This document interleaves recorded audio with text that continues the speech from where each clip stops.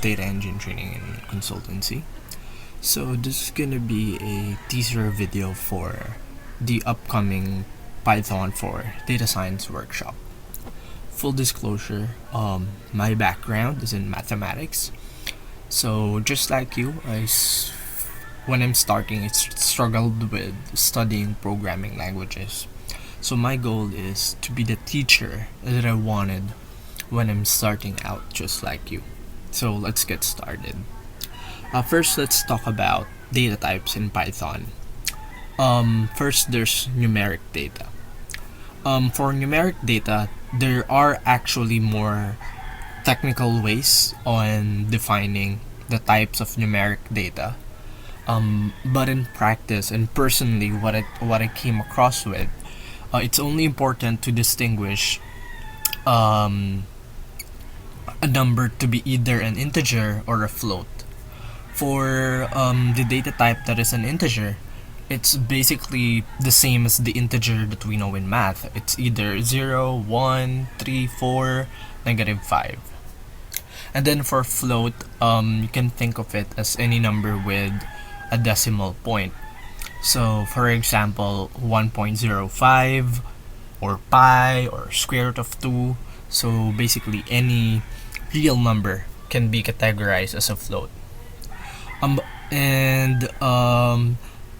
In Python, we can basically make any basic arithmetic computation. So we can add some numbers, we can subtract some numbers, we can take their product, and then we can also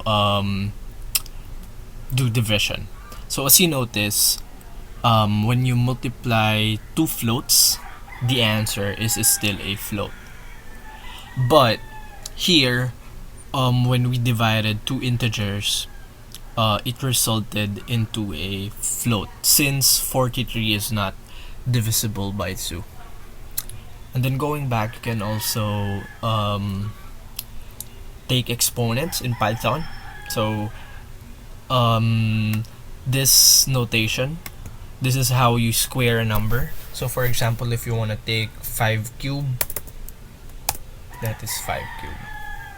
And then the last operation, this is called the modulo operation.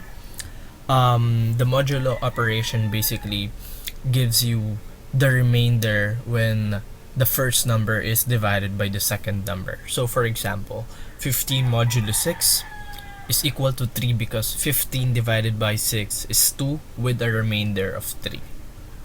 Another example, if we take 4 modulo 2, since 4 divided by 2 is equal to 2 with 0 remainder, so we can see 4 modulo 2 will give us 0. And then one core concept in programming is we'd like to assign some values to a variable. So this is very crucial. This is something that I struggled with when I'm starting out. Usually in math, we take the equal sign as equality. But for programming languages, here's how I'd like to think about it.